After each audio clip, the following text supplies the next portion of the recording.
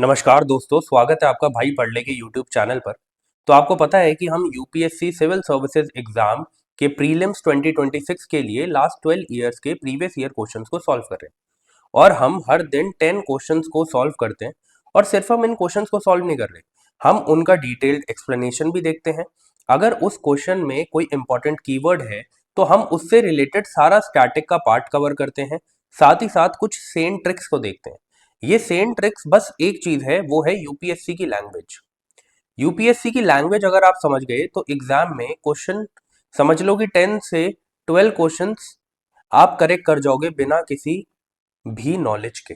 ठीक है, तो वो चीजें आज की क्लास में भी आपको देखने को मिलेगी, तो आपको और अच्छे से समझ आएगा कि मैं किस बारे में बात कर रहा हूँ। ठीक है, अगर कोई भी नया स्टूडेंट इस क्लास को देख रहा है तो हम मंडे से लेके फ्राइडे तक डेली इस क्लास को करते हैं और आपको ये क्लास मिल जाती है 2:05 PM पर, मतलब दोपहर 2:05 पर। हमने आज तक डे वन से लेके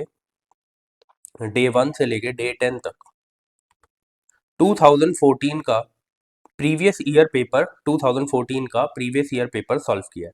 और डे नंबर 11 से लेके डे नंबर 16 तक हमने फर्स्ट 60 क्वेश्चंस को सॉल्व कर लिया है। कौन सा पेपर है ये?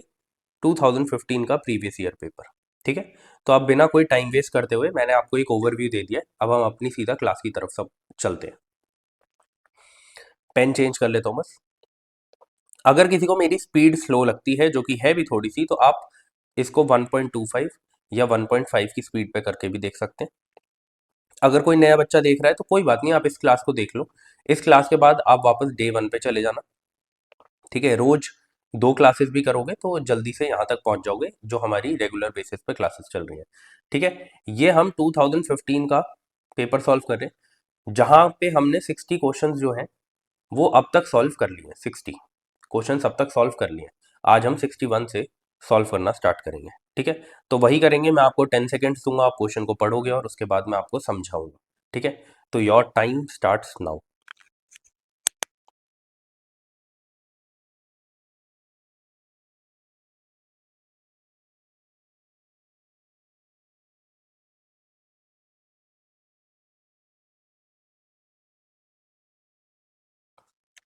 चलिए, आई होप आपने क्वेश्चन को पढ़ लिया होगा। अगर किसी को ये भी लगता है ना कि नहीं मैंने नहीं पढ़ा, तो कोई बात नहीं, आप पॉज कर लेना। ठीक है, पॉज करके आप देख लेना।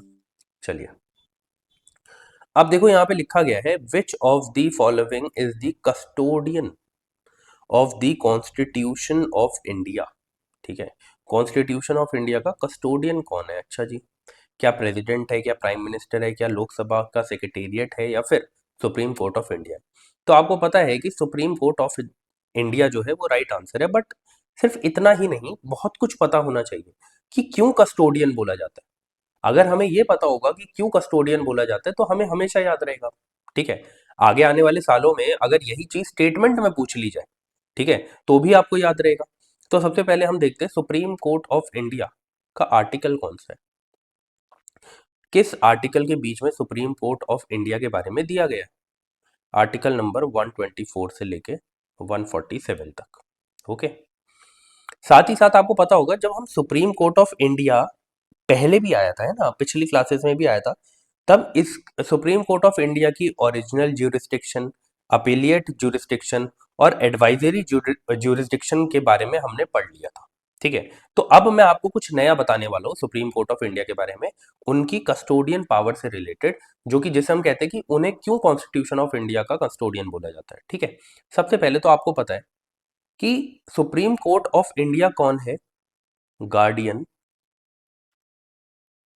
ऑफ फंडामेंटल राइट्स, है ना। आपको पता है कि आपके पास क्या है आर्टिकल नंबर 32 में?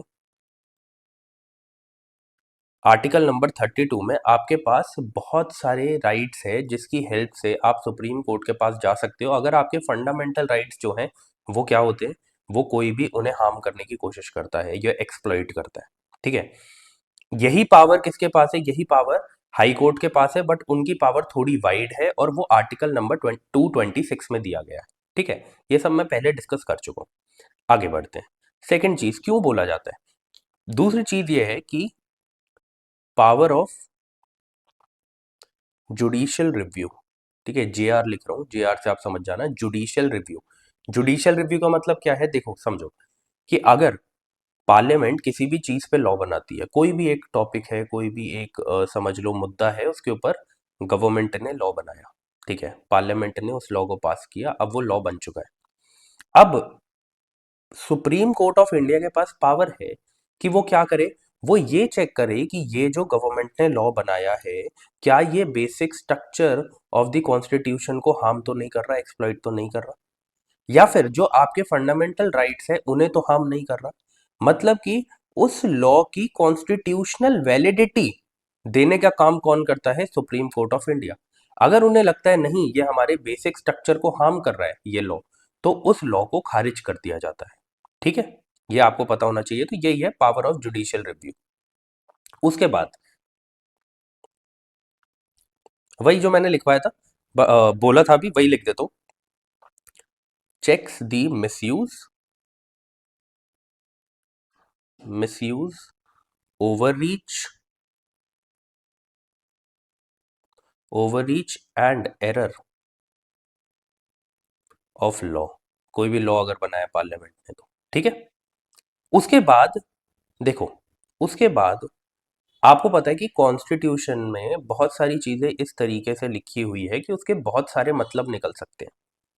तो ये बहुत सारे मतलब निकालने का काम, या फिर जिसे हम बोलते हैं कि इंटरप्रेटर ऑफ कॉन्स्टिट्यूशन कौन है, कि जो कॉन्स्टिट्यूशन को इंटरप्रेट करते हैं, जो उसका हिडन मीनिंग भी निकाल के सामने लाते हैं, वो भी कौन है, सुप्रीम कोर्ट ऑफ इंडिया, ठीक है। तो इसीलिए इनको क्या बोला जाता है, और इंटरप्रेटर एंड गार्जियन। गार्जियन तो मैंने पहले लिख दिया था, ये नहीं लिखता, ठीक है, इंटरप्रेटर ऑफ द कॉन्स्टिट्यूशन,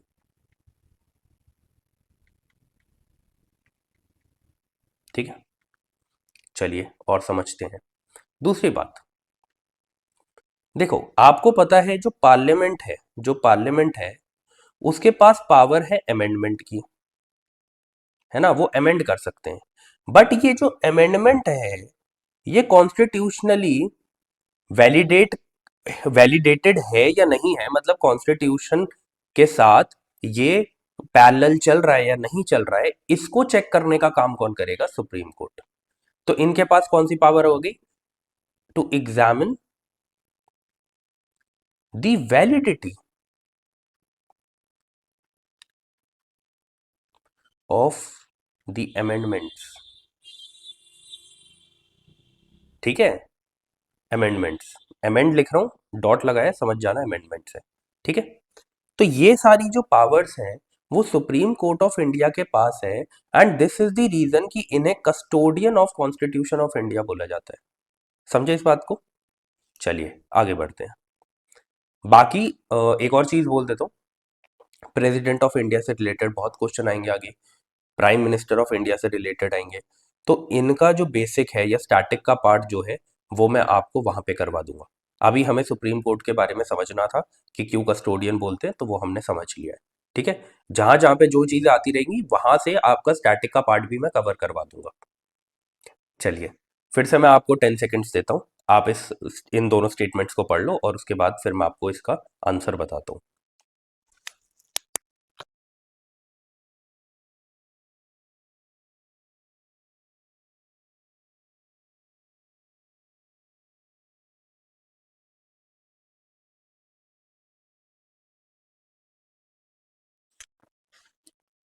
चलिए आई होप आपने अभी तक पढ़ लिया होगा, नहीं पढ़ा होगा तो कोई बात नहीं, आप पॉज कर लेना, ठीक है। बाकी एक और बात मुझे कहनी थी कि बहुत सारे स्टूडेंट्स के कमेंट्स आते हैं जो मैं क्वेश्चंस पूछता हूँ बीच बीच में, तो बहुत अच्छा लगता है मुझे कि आप जो मैं क्वेश्चन आपसे क्लास में पूछ रहा हूँ आप उसका रिप्लाई भी कर रहे हो और मुझे बताते भी हो कि आपको क्लास कैसी लग रही है। तो जो लोग रेगुलरली देखते हैं, क्योंकि मुझे पता है कि जितने लाइक्स आ रहे हैं उसके हिसाब से बहुत सारे लोग जो हैं वो देख रहे हैं वीडियो को, तो बस मेरा यही है कि मुझे मोटिवेशन मिलता है, आप लोग कमेंट करके भी मुझे बताया करो कि आपको क्लास कैसी लग रही है, ठीक है। चलिए अब क्वेश्चन की तरफ चलते हैं। The accelerated irrigation benefits programme was launched during the, ये आपको दे रखा है, ये ईयर दे रखा है, to provide loan assistance to poor farmers. ठीक है, तो इसमें दो चीजें हैं जो हमें पता होनी चाहिए थी इस क्वेश्चन को करने के लिए, एक ये और एक ये कि किसको दिया जा रहा है, एक कौन से ईयर में। फिर उसके बाद बोला command area development programme was launch in 1774-75 for the development water use efficiency. ठीक है, और आपको ये पता होना चाहिए कि किस लिए किया जा रहा है। ओके, अब पता है क्या, यूट्यूब पे जो आपको बेवकूफों की तरह ट्रिक बता दी जाती है आपके एग्जाम से पहले, उसमें बोलते हैं कि आपको दो डेटा मिल गए, आप उसे काट दो। ठीक है, तो उनके हिसाब से तो फिर इसका answer neither one neither two होना चाहिए था, नीदर वन नॉट टू होना चाहिए था। दोनों स्टेटमेंट्स में डेटा दिया गया। ठीक है, बट मैं फिर से बोलता हूँ कि वैसी ट्रिक्स के सहारे एग्जाम देने मत जाना। ठीक है, उनको व्यूज के लिए बस क्या करना है, आप व्यूज मिल जाए उन्हें, वो पूरे पेपर में से 15 क्वेश्चन निकालेंगे जहां पर उनके हिसाब से वो ट्रिक बैठ रही है, और वो आपको वो दिखा देंगे। प्लस प्लस आप बस इस ध्यान चीज का ध्यान रखना कि भाई इस चीज के साथ पेपर देने जाना बेवकूफ़ी है। ठीक है, आपको नॉलेज होनी चाहिए। अब देखो, एक्सेलरेटेड इरिगेशन बेनिफिट्स प्रोग्राम हो सकता है आपको ना पता हो, मैं कह रहा हूँ फिर से, हमेशा कहता हूँ 50% कट ऑफ जाती है भाई, 50% से भी कम। There is reason for that. क्या रीजन है उसके पीछे, कि भाई बहुत सारी चीजें ऐसी होंगी जो आपको नहीं आती है। अगर आपको ऐसा लगता है कि हाँ इस चीज के बारे में बिल्कुल भी नहीं पढ़ा, भाई स्किप करने में कोई भी आपकी ईगो कम नहीं हो रही, आप उसे स्किप कर देना। ठीक है, बट वो फालतू की ट्रिक मत लगाना जो आपको एग्जाम से 1 महीने पहले बताई जाती है। ठीक है, अब यहाँ पे देखो, अब क्योंकि एक बार ये क्वेश्चन पूछ लिया गया है, तो आप फिर जान लो अब ये एक्सेलरेटेड इरिगेशन बेनिफिट प्रोग्राम था क्या। ठीक है, देखो हुआ क्या, एक्सेलरेटेड इरिगेशन बेनिफिट प्रोग्राम को लॉन्च किया गया 1996-1997 में, ये चीज करेक्ट दी गई है। बट ये स्टेटमेंट गलत है कि पुअर फार्मर्स को असिस्टेंस प्रोवाइड करी गई। This is the wrong statement. इधर हुआ क्या था, इधर ये इसलिए दिया गया था, हुआ गया था कि इस प्रोग्राम के चलते उन स्टेट्स को लोन दिए गए जहां पर जो मेजर इरिगेशन प्रोजेक्ट्स हैं उनका डेवलपमेंट हो रहा है, और वो एक एडवांस स्टेज ऑफ कंप्लीशन में पहुंच चुके हैं। ठीक है, मतलब कि उनका प्रोग्राम अब एकदम एंड स्टेट पे है, पर अभी उसे कंप्लीट होने के लिए और इन्वेस्टमेंट चाहिए। ठीक है, उसे एक एडवांस स्टेज पे जाने के लिए और इन्वेस्टमेंट चाहिए। तो उन मेजर इरिगेशन प्रोजेक्ट्स के लिए ये स्कीम लाई गई थी। ठीक है, इसमें जो सेंटर था और स्टेट था, उनका लोन देने का रेशियो 2:1 था। मतलब अगर स्टेट समझ लो 100 रुपए देगा, तो सेंटर 200 रुपए देगा। ओके, ये प्रोग्राम था, तो ये असिस्टेंस टू पुअर फार्मर्स नहीं था। बट मैं क्या करता हूँ, मैं यहाँ पे लिख देता हूँ कि रीजन क्या था। To provide loan, to provide loan assistance, या लोन ही लिख देता हूँ सिर्फ, to provide loan to the states, to the states. ठीक है, to help them, to help them, to help them develop its, चलो ऐसे कर देते, चलो ठीक है लिख ही देता हूँ, its major irrigation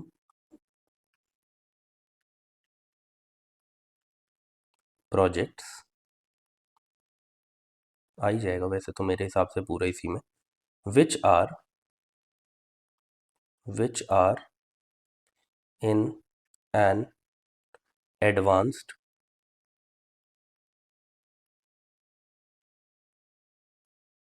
advanced stage of completion.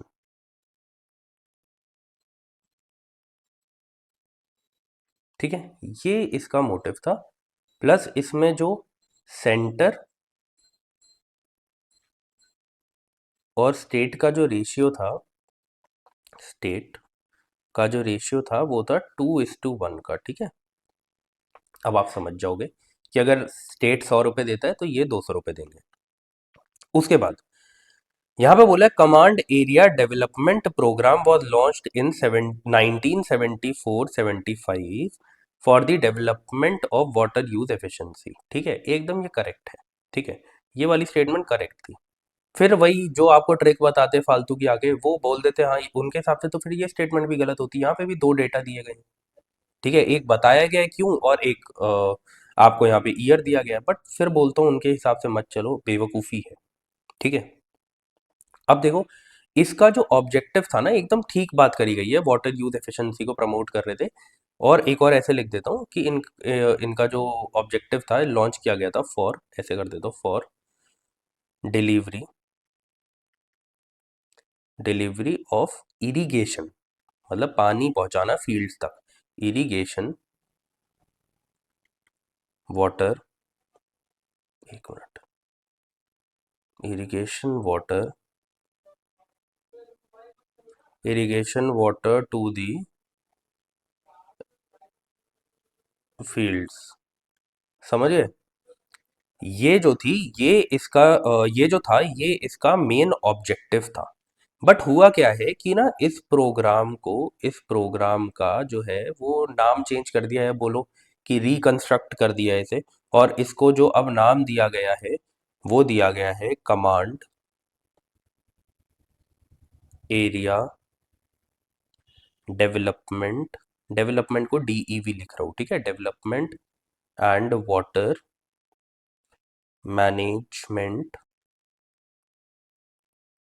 Management management programme, ठीक है। कब हुआ था ये? 2000 में। इसका जो नाम है 2004 में इसका जो नाम है वो चेंज कर दिया था। मैं ऐसे लिख देता हूँ, ठीक है। वैसे आप समझ ही जाओगे, अब आपने क्लास लिया तो आपको पता ही होगा मैं क्या बोलना चाह रहा हूँ। कि कमांड एरिया डेवलपमेंट प्रोग्राम का न्यू नेम रख दिया था 2004 में, वो था command area development and water management programme.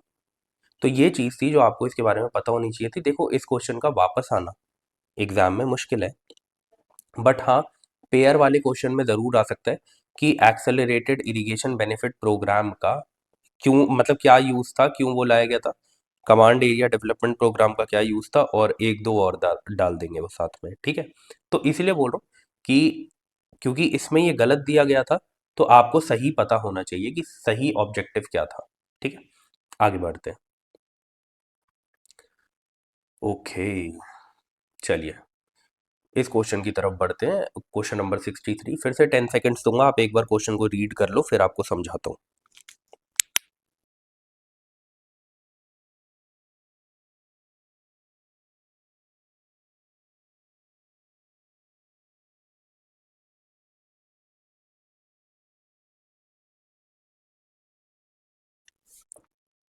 चलिए, आपने पढ़ लिया होगा। अब देखो देखो, genetic engineering appraisal committee is constituted under the, ठीक है, कौन से एक्ट के अंदर ये जेनेटिक इंजीनियरिंग अप्रेजल कमेटी बनाई गई थी। देखो हो सकता है कि उस टाइम पर ये किसी वजह से न्यूज़ में रही हो, तब इतना स्टैटिक बेस्ड क्वेश्चन आपसे पूछ लिया कि डायरेक्ट पूछ लिया कौन से एक्ट के अंदर है, ठीक है। नहीं तो यूजुअली ऐसे क्वेश्चन पूछे नहीं जाते अगर वो करंट अफेयर्स में ना हो तो। ओके, तो वैसे इसका राइट आंसर था इन्वायरमेंट प्रोटेक्शन एक्ट 1986, ठीक है। ये किस कौन सी मिनिस्ट्री के अंदर ये कमेटी आती है? Ministry of environment and forest, ठीक है। इस मिनिस्ट्री के अंदर ये कमेटी आती है। इस कमेटी का काम क्या है, पहले मैं आपको सबको समझा देता हूँ फिर लिख दूंगा। चलो एक एक करके समझाता हूँ फिर लिख दूंगा। देखो होता क्या है कि जितनी भी हैजार्डियस एक्टिविटीज हैं उनके अप्रूवल से रिलेटेड काम ये जेनेटिक इंजीनियरिंग अप्रेजल कमेटी करती है, ठीक है। जितने भी हैजार्डियस और रिकॉम्बिटेंट्स जो जिसे हम बोलते हैं अगर यूज किए जा रहे हैं किसी भी इंडस्ट्रियल प्रोडक्शन में लार्ज स्केल में, मतलब कि ऑल ओवर इंडिया या ऑल ओवर स्टेट, तो उसको अप्रूव करने का काम किसका है? जेनेटिक इंजीनियरिंग अप्रेजल कमेटी का। साथ ही साथ अगर कोई जेनेटिकली इंजीनियर्ड, मैं क्या बोल रहा हूँ भाई, हाँ, जेनेटिकली इंजीनियर्ड ऑर्गेनिजम्स है या उनसे रिलेटेड कोई प्रोडक्ट है, ठीक है, और उसको अगर अप्रूवल देना है तो उसके लिए भी यही कमेटी रिस्पॉन्सिबल है। आपको मैं एक सिंपल भाषा में बताता हूँ, होता क्या है कि जब भी जीएम क्रॉप्स को बनाया जाता है जेनेटिकली मॉडिफाइड क्रॉप्स को बनाया जाता है। तो अब क्या है कि जब उनके जेनेटिक्स को मॉडिफाई किया है, तो इट इज इम्पॉर्टेंट कि ये देखा जाए कि वो किसी भी मतलब कि ह्यूमन कंजम्पशन के लिए या एनिमल कंजम्पशन के लिए हार्मफुल तो नहीं है। तो यही देखने के लिए ये जो कमेटी है वो ट्रायल्स करती है पहले। उसके ट्रायल करने के बाद अगर ऐसा दिखता है कि हाँ ये हार्मफुल नहीं है लोगों के लिए या एनिमल्स के लिए, तो इसको अप्रूव किया जाता है। तो मैं एक सिंपल भाषा में यहाँ पे लिख देता हूं कि क्या इसका काम है। Responsible responsible for the approval of approval of proposals regarding, regarding को आरईजी लिख रहा हूं, ठीक है, regarding the release of genetically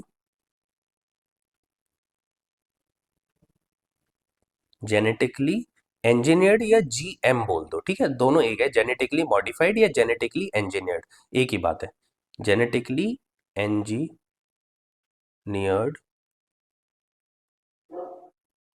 organisms and उससे रिलेटेड जितने भी प्रोडक्ट्स हो, तो इसलिए लिख रहा हूं and products into the environment. NY means ENVI लिख रहा हूं, तो मतलब एनवायरमेंट है, ठीक है। थोड़ा शॉर्ट फॉर्म में लिखना पड़ता है, नहीं तो क्लास यही 1 घंटे की 1.5 घंटे पहुंच जाएगी। चलिए, तो ये इसका काम था। अब आपको पता है कि क्यों इसे इन्वायरमेंट प्रोटेक्शन एक्ट के अंदर रखा गया, अब आप समझ गए होंगे यहाँ पे, ठीक है, और इसीलिए इस मिनिस्ट्री के अंडर है। चलिए आगे बढ़ते हैं। हाँ जी, इसे देख लीजिए। अभी आप ये वाली क्लास तो ले ही रहे हैं, यूट्यूब पे सारी क्लासेस आपको देखने को मिलेंगी कि लास्ट 12 ईयर्स के प्रीवियस ईयर क्वेश्चंस को हम सॉल्व करें। मंडे टू फ्राइडे क्लास होती है, दोपहर 2:05 पे आपको वीडियोस मिल जाती हैं, ठीक है। ऐसे ही मंथली करंट अफेयर्स को हम कवर कर रहे हैं, ठीक है, जिसे मैं हर सैटरडे अपलोड करता हूँ, ठीक है, हर सैटरडे अपलोड करता हूँ। कितने बजे? इसी टाइम पर, दोपहर 2:05 पर। इन करंट अफेयर्स को हम 4 पार्ट्स में कवर कर रहे हैं। मंथली करंट अफेयर्स को पार्ट 1 से लेके पार्ट 3 तक, पार्ट 1 से लेके पार्ट 3 तक हम पूरे मंथ की करंट अफेयर्स को कवर कर लेते हैं। बट पार्ट 4 में मैं आपको जितनी भी प्लेसेस इन न्यूज़ है वो कवर करवाता हूँ, ठीक है। आपको पता है एग्जाम के लिए कितना इंपॉर्टेंट है, 2 से 3 क्वेश्चन आपको एग्जाम में देखने को मिलते हैं, ठीक है। तो अगर आप 1 घंटा देकर, 1 घंटा महीने का 1 घंटा देकर अगर आपके क्वेश्चंस ठीक हो रहे हैं, तो इससे ज़्यादा अच्छी चीज़ क्या हो सकती है ना। क्योंकि आपको पता है एक एक मार्क्स भी एग्ज़ाम की कट ऑफ को क्लियर करने के लिए इंपॉर्टेंट होता है। वहीं पर डेली मैं एक इंपॉर्टेंट करंट अफेयर्स का टॉपिक उठाता हूँ, डेली करंट अफेयर्स का, और उसका डिटेल्ड एक्सप्लेनेशन देता हूँ, जो आपके मेंस और प्रीलिम्स दोनों के लिए इंपॉर्टेंट है।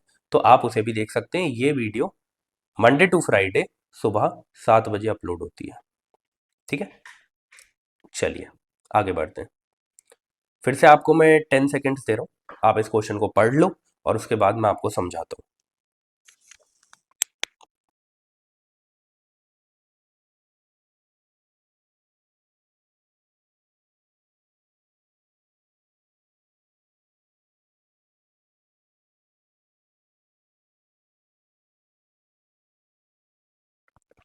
चलिए, आई होप आपने पढ़ लिया होगा। अब यहाँ पर क्या बोला गया कि मेकोंग गंगा कॉरपोरेशन एक इनिशिएटिव था 6 कंट्रीज का है, मतलब 6 कंट्रीज का, उस टाइम पे क्वेश्चन पूछा गया था। तो बोला गया था इनमें से कौन सा पार्टिसिपेंट नहीं है, क्या है, नहीं है, ठीक है।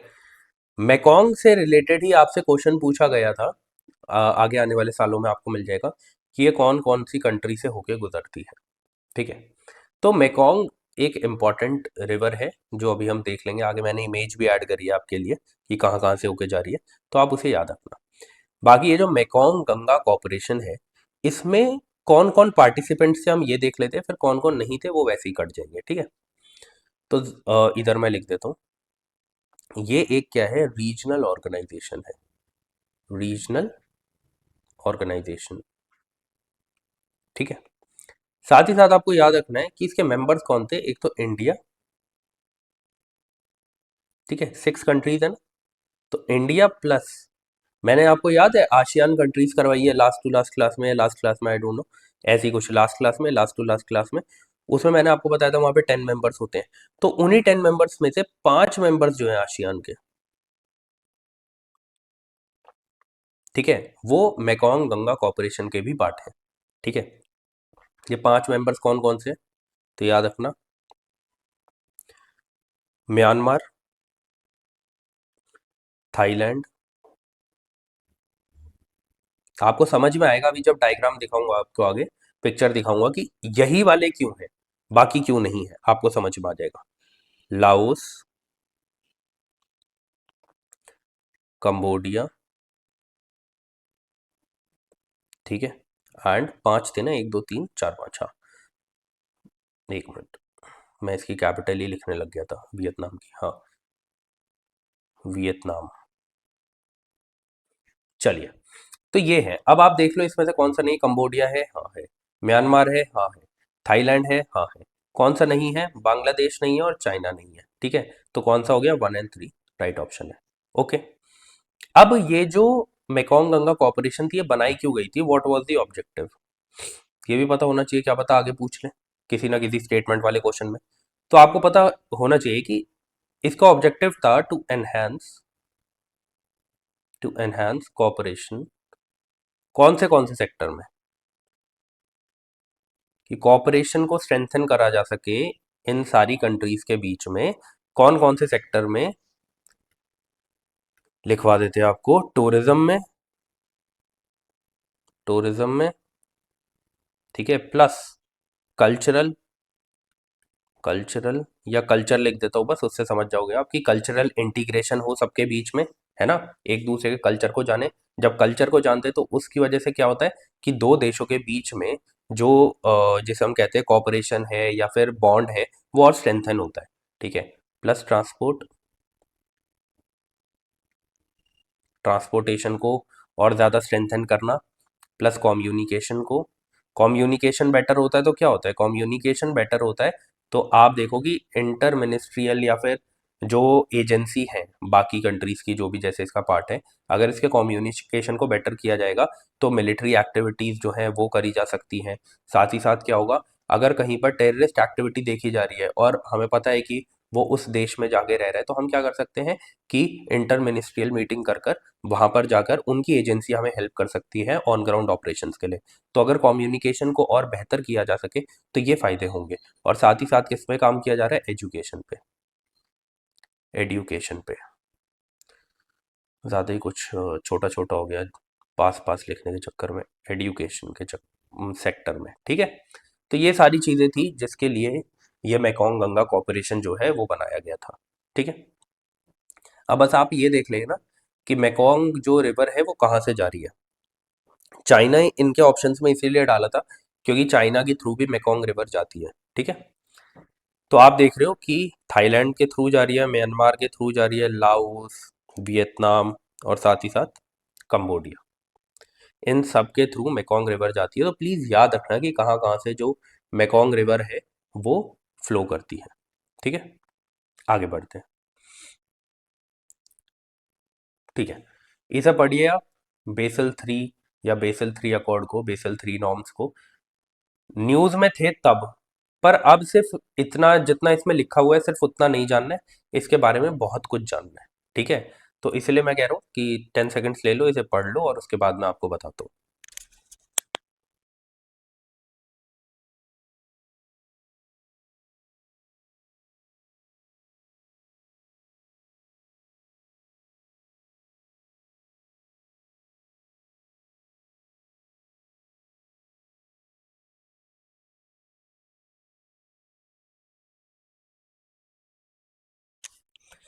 चलिए, आई होप आपने पढ़ लिया होगा। देखो, यहाँ पे लिखा है बेसल 3 एकॉर्ड, जिसे बेसल 3 भी बोला जाता है और बेसल 3 नॉर्म्स के नाम से भी ये फेमस है। ठीक है, तो ये है क्या, ठीक है, पहले मैं क्या करता हूँ एक्सप्लेनेशन देता हूँ, उसके बाद फिर हम इन स्टेटमेंट्स पे आएंगे। ठीक है, बिकॉज आई नो कि अब इतना सिंपल क्वेश्चन नहीं आएगा अगर बेसल 3 से रिलेटेड आता है। अब जो आएगा ना, अब आएगा ये समझ लो कि एकदम डीप में इसका क्वेश्चन कि क्या रिलेटेड है, कब स्टार्ट हुआ, ऐसे क्वेश्चन सब आएंगे जब एक बार एग्जाम में आ गया तो।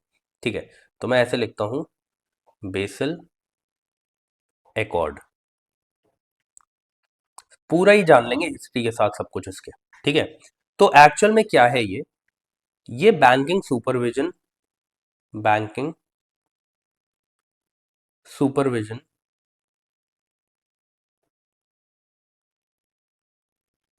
कोड्स है। ठीक है, कोड्स रूल्स कुछ भी लिख लो। ठीक है, इनको इन रूल्स को बनाया किसने है, ठीक है, ये भी आपको पता होना चाहिए। तो बेसल कमेटी, कमेटी को ऐसे लिख रहा हूं मैं, ठीक है, जिस जो क्लासेस ले रहा है रेगुलर उन्हें पता है कि मैं ऐसे लिखता हूँ, on banking, on banking supervision. ठीक है, ये एक कमेटी है, ये कमेटी है जो बैंकिंग सुपरविजन कोड्स या रूल्स बनाती है, जिसे हम बेसल एकॉर्ड के नाम से भी जानते हैं। ये क्या है, ये कुछ नहीं है, ये बस है कि ये ग्लोबल स्टैंडर्ड्स है जो एक बैंक को फॉलो करने हैं। Standards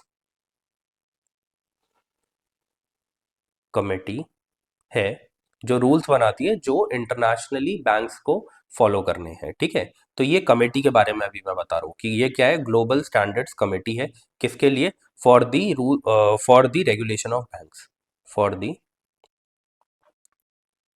regulation, regulations of banks. ठीक है, ये कमेटी है जो बेसल एकॉर्ड को टाइम टू टाइम क्या करती है, टाइम टू टाइम अपडेट करती है। ठीक है, साथ ही साथ इसका इस्टेब्लिशमेंट कब हुआ था, कमेटी की बात करो, अकॉर्ड की बात नहीं कर रहा अभी। कमेटी जो है उसको इस्टेब्लिश किया गया था 1974 में। ठीक है, 1974 में एक छोटी सी कहानी बता देता हूँ कि 10 कंट्रीज थी, 10 कंट्रीज थी, उनके जो सेंट्रल बैंक थे, जैसे हमारे देश का सेंट्रल बैंक है आरबीआई, वैसे ही उन देशों के 10 देशों के सेंट्रल बैंक ने मिलके, ऐसे लिख देता हूँ सीबी, सेंट्रल बैंक्स ने मिलके इस कमेटी को बनाया था, बेसल कमेटी को बनाया था। ये जो बेसल कमेटी है इसका हेडक्वार्टर कहाँ पे, बेसल में ही है। ठीक है, तभी इसका नाम पड़ा है बेसल। बेसल कहाँ पे है, स्विट्जरलैंड, स्विट्जरलैंड। ठीक है, वैसे तो आई होप आपको पीछे से कोई भी डिस्टरबेंस नहीं आ रही होगी, क्योंकि इसमें वो नॉइज, क्या कहते हैं उसको, ऐसे कहते हैं ना कुछ, नॉइज कैंसलेशन, हाँ, इस माइक में नॉइज कैंसलेशन है, बट ठीक है, फिर भी आ रही होगी तो थोड़ा इग्नोर करना यार। अब देखो क्या है कि बैंकिंग कमेटी बन गई थी 1974 में, बट अभी भी बैंक के बेसल नॉर्म्स जो है वो नहीं आए थे। ठीक है, बेसल नॉर्म्स को आने में अभी भी 14 साल लगे थे। 1988 में पहला बेसल नॉर्म लाया गया था। ठीक है, तो 3 बेसल नॉर्म आज तक आए हैं, उन तीनों बेसल नॉर्म के बारे में छोटी छोटी चीजें आपको बता देता हूँ। उसके बाद जो है पहला Basel norm, Basel, Basel one norm. ठीक है, यह भी मैंने आपको बताया कब आया था, ये 1988 में, 14 साल बाद आया था इसके बनने के। इसमें जो मेनली बात करी गई थी वो क्रेडिट रिस्क के बारे में करी गई थी, क्रेडिट रिस्क। ठीक है, इतना इंपॉर्टेंट नहीं है, बस एक वो याद रखो आप कि ऐसे ऐसे हुआ था। बाकी जो इंपॉर्टेंट है मैं बताऊंगा, बेसल 3 के बारे में इंपॉर्टेंटली हमें पढ़ना है चीज़ों को। मैं यहाँ पे लिख देता हूँ बेसल, बेसल 2 नॉर्म्स। जो बेसल 2 नॉर्म्स हैं, ठीक है, वो कब लाए गए थे, 2000 में। ठीक है, 2000 में, ईयर 2000 में। इसमें 3 पैरामीटर्स पे बात करी गई थी, पैरामीटर्स पर बस एक ओवरव्यू लो। ठीक है, यहाँ पर आपका इकोनॉमिक्स का एक स्टैटिक पोर्शन जो है ना बेसल नॉर्म्स का, वो कंप्लीट हो चुका है। मैंने आपको बताया है कि भाई 60% सिलेबस आपका कंप्लीट करवा दूंगा मैं, सिर्फ इन क्लासेस के थ्रू, 120 क्लासेस में। ओके, अब ये जो 3 पैरामीटर्स है ये क्या है, एक तो है capital adequacy requirement, short form में लिख रहा हूँ क्योंकि इतना इंपॉर्टेंट नहीं है। ठीक है, उसके बाद कैपिटल एडिकेसी रिक्वायरमेंट, कि अगर आपको जिसे हम कहते हैं कि मिनिमम अगर आपको लोन चाहिए, कुछ भी चाहिए, तो आपको कितने कैपिटल की नीड है। ठीक है, साथ ही साथ मैं फिर से बोल रहा हूँ इतना इंपॉर्टेंट नहीं है, बस याद रखो कि इन इन चीजों पे बात करी गई थी। सुपर वाइजरी रिक्वायरमेंट,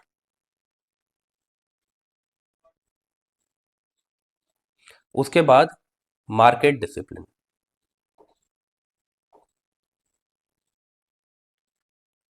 बस याद रखना कि तीन पैरामीटर्स पे बात करी गई थी और ये वो पैरामीटर थे। अब आ जाओ इंपॉर्टेंट जो आपको समझना ही समझना है। ठीक है, basal three norms, basal three norms, ये कब लाए गए थे? ये 2010 में लाए गए थे। अब याद रखना, ये 2010 में लाए गए थे।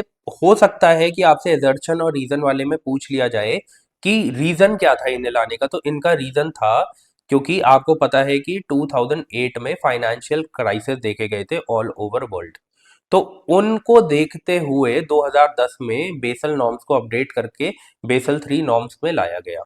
ठीक है, तो मैं ऐसे लिख देता हूं, response to response to financial crisis of financial crisis of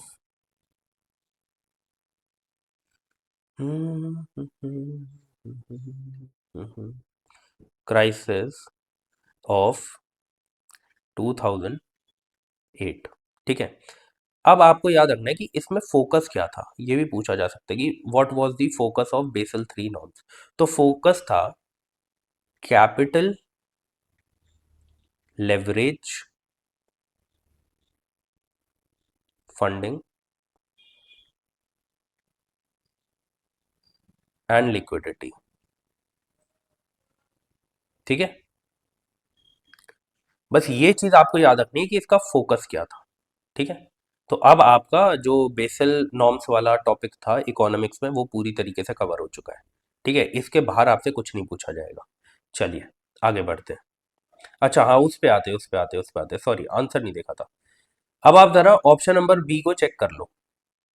देखो इसे ही देख लो, बायोलॉजिकल डाइवर्सिटी काट दो, रिड्यूस द ग्रीन हाउस कहीं बात नहीं करी गई, transfer technology to developing countries from poor country enable to replace them use of, अरे क्लोरोफ्लोरोकार्बन कुछ भी नहीं। आप सोचो तीनों ऑप्शन उन्होंने किसके दे रखे थे? एनवायरमेंट के। एक ऑप्शन किससे रिलेटेड दे रखा था? इकोनॉमिक्स से। मतलब वो बस इतना चाहते थे कि अगर आपको पता भी हो ना कि बेसल थ्री तो इकोनॉमिक्स से रिलेटेड है, चाहे पता भी ना हो क्या है, तब भी आप आंसर को कर दो। तो उस टाइम पर वो इतनी नॉलेज आपसे एक्सपेक्ट कर रहे थे, पर नहीं, अब इतना नहीं करेंगे, अब उससे ज्यादा करेंगे। तो जो मैंने लिखवाया उसे याद कर लेना।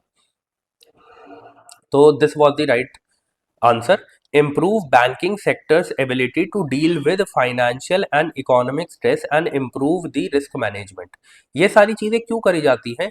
क्योंकि आप एक देखो, आपने देखा है नॉन परफॉर्मिंग एसेट्स एनपीए कितने बढ़ जाते हैं। ठीक है, कि लोन दिया जा रहा है इस तरीके से, मतलब कोई हद ही नहीं है। तो उसके लिए कुछ तो चाहिए ना, कि बेसिक आपको नॉर्म्स तो चाहिए कि भाई ये रिक्वायरमेंट है जो चीजें आपको करनी है, ताकि जो एनपीएस है वो इंक्रीज ना हो। ठीक है, तो मतलब बेसल थ्री अकॉर्ड जो है उसमें बहुत सारी चीजें इंक्लूडेड है, but yes one of them is this. ठीक है, आगे बढ़ते हैं। ओके, हाँ ज्योग्राफी का क्वेश्चन आ गया। ठीक है, ये क्वेश्चन ना वेस्टर्ली से रिलेटेड आगे आने वाले सालों में भी आपको देखने को मिलेगा। तो अभी ही मैं सब करवा दूंगा, ताकि जब आगे आने वाले सालों में आपको इस सब क्वेश्चन देखने को मिले तो चीजें आपके लिए आसान हो जाए। ठीक है, 10 सेकंड दे रहा हूँ, आप पढ़ो और फिर मैं समझाता हूँ।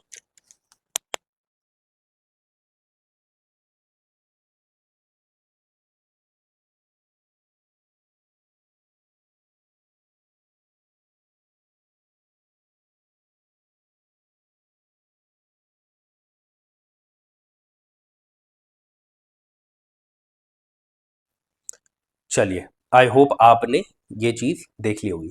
अब देखो ये तो मैं आपको करवा दूंगा। ठीक है, ये तो मैं आपको करवा दूंगा, क्या गलत था क्या सही था वो भी मैं आपको बता दूंगा।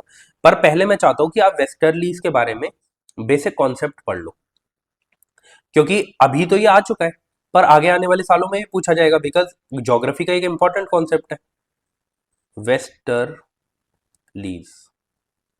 ये वेस्टर्लीज होती क्या है?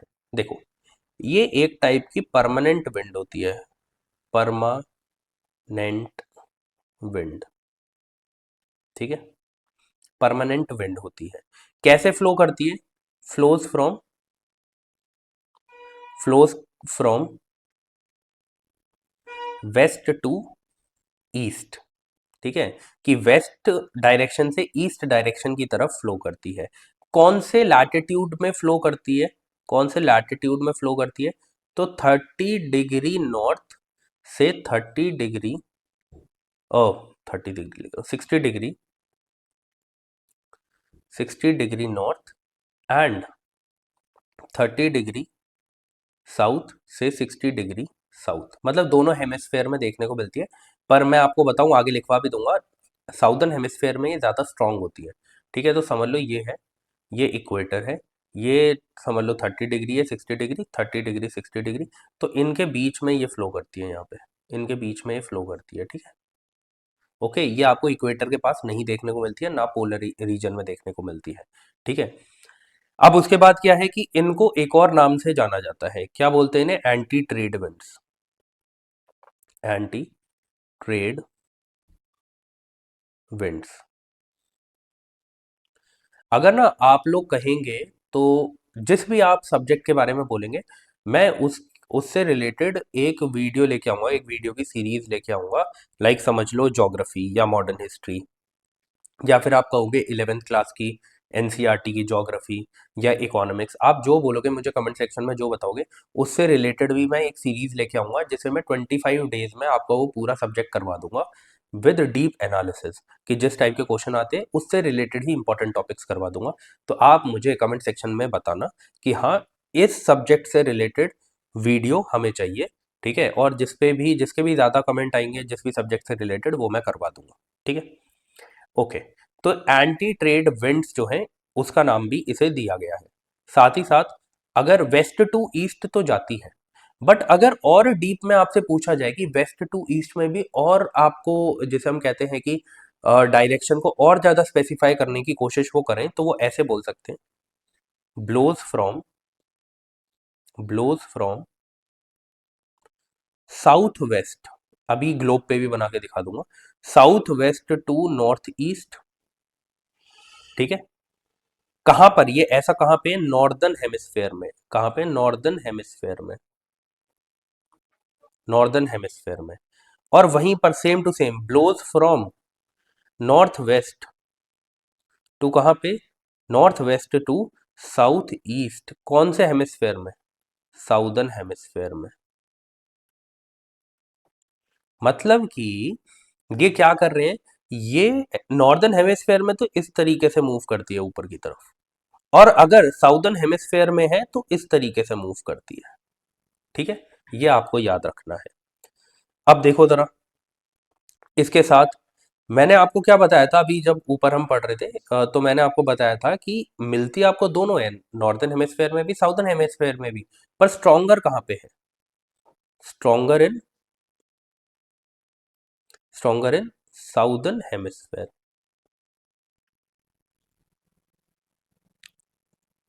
ठीक है, जो साउदर्न हेमिस्फेयर है उसमें इसको बहुत सारे नाम दिए गए हैं, इसी को वेस्टर्ली को ही।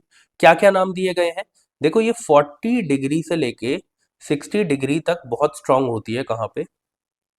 साउदर्न हेमिस्फेयर में, साउदर्न हेमिस्फेयर में। तो इसीलिए वहां पर इसे बहुत सारे नाम दिए गए हैं, जैसे रोरिंग 40s। ठीक है, उसके बाद फ्यूरियस 50s, और 50s ना, हाँ 50s।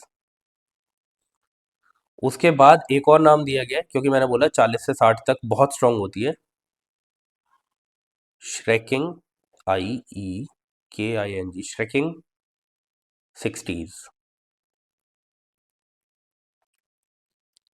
ठीक है, ये वेस्टर्लीज को नाम दिया गया है कहाँ पे? साउदर्न हेमिस्फेयर में। याद रखना, नॉर्दर्न हेमिस्फेयर में नहीं दिया गया है, साउदर्न हेमिस्फेयर में दिया गया है। ठीक है, क्योंकि सबसे ज्यादा स्ट्रांग होती है 40 डिग्री साउथ से 60 डिग्री साउथ तक।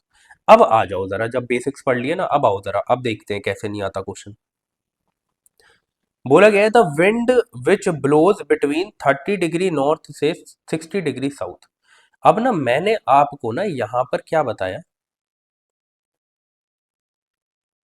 यहां पे मैंने क्या बताया, 30 डिग्री नॉर्थ से 30 डिग्री 60 डिग्री नॉर्थ तक, और 30 डिग्री साउथ से 60 डिग्री साउथ तक। इन दोनों में डिफरेंस क्या है यार? इन दोनों में डिफरेंस क्या है? इन दोनों में डिफरेंस ये है, मान लो ये ग्लोब है, मान लो ये ग्लोब है, ये इक्वेटर है, ठीक है।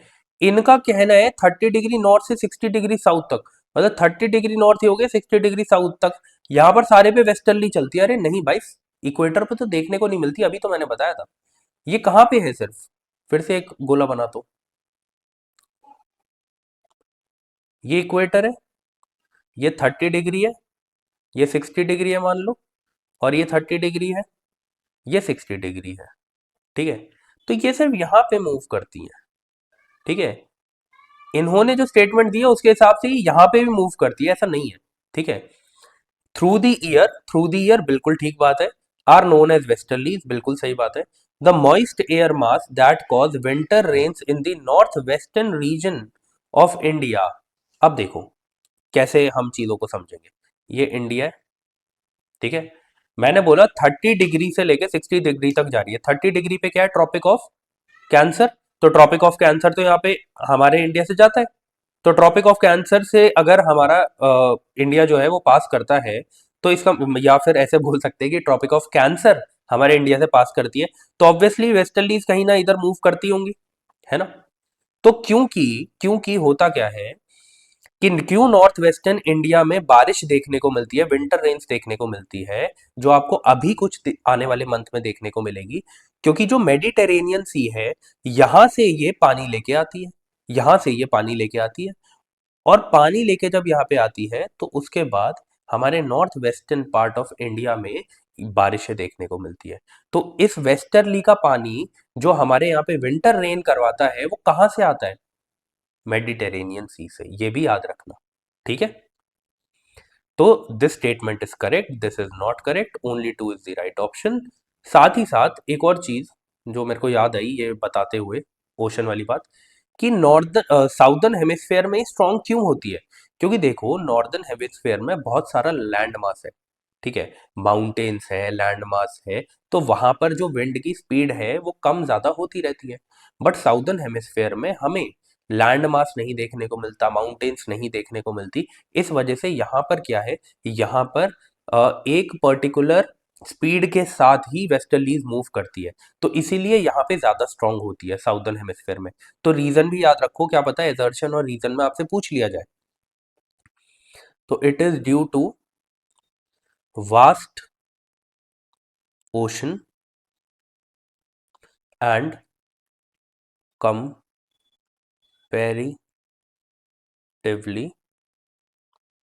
लेस लैंड, ठीक है। अब आपको रीजन भी पता चल गया क्यों स्ट्रांग होती है इधर, मुझे ऊपर से याद आ गया, अच्छा मैंने बता दिया यहाँ पे। चलिए अब देखो, यहाँ पे दिया गया है किससे related? Indian Ocean Rim Association से related, for regional cooperation, IOR ARC। Consider the following statement. फिर से मैं आपको क्या कर रहा हूँ, 10 सेकंड दे रहा हूँ, स्टेटमेंट पढ़ लो और उसके बाद मैं आपको समझाता हूँ।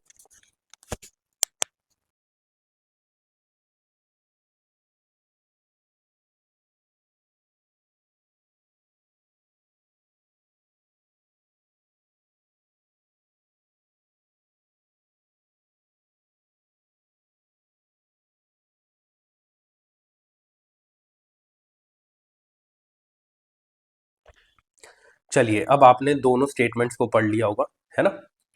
अब स्टार्ट करते हैं। ये जो पहले इसका नाम था ना, Indian Ocean Rim Association for regional Cooperation, पूरा इतना बड़ा इसका नाम था पहले, ठीक है। अब इसका नाम सिंपल कर दिया, इंडियन ओशन रिम एसोसिएशन, बस इतना रख दिया है, ठीक है। ओके, इसको पूरी को जो ये था IOR ARC, इसे स्टैब्लिश कब किया गया था? इट वाज इस्टैब्लिश्ड इन 1997, ठीक है।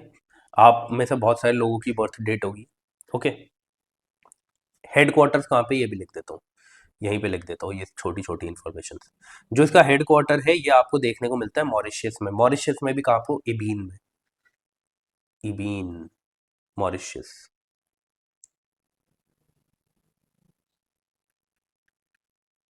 ठीक है, ठीक है। अब समझते हैं, एक और छोटी सी इन्फॉर्मेशन लिख दूं। ये एक इंटरनेशनल ऑर्गेनाइजेशन है जिसमें 23 स्टेट्स हैं। 23 स्टेट्स का मतलब 23 कंट्रीज हैं, ठीक है, इसलिए मैंने ऐसे लिखा है। ठीक है, क्योंकि ऑफिशियली ऐसे लिखा गया है, इसलिए मैंने 23 स्टेट्स ही लिखा है, बट इधर मतलब है इसका कंट्रीज। ओके, ये एक इंटरनेशनल ऑर्गेनाइजेशन है। अब पहली स्टेटमेंट यहाँ पे दी गई है, इट वॉज इस्टेब्लिश।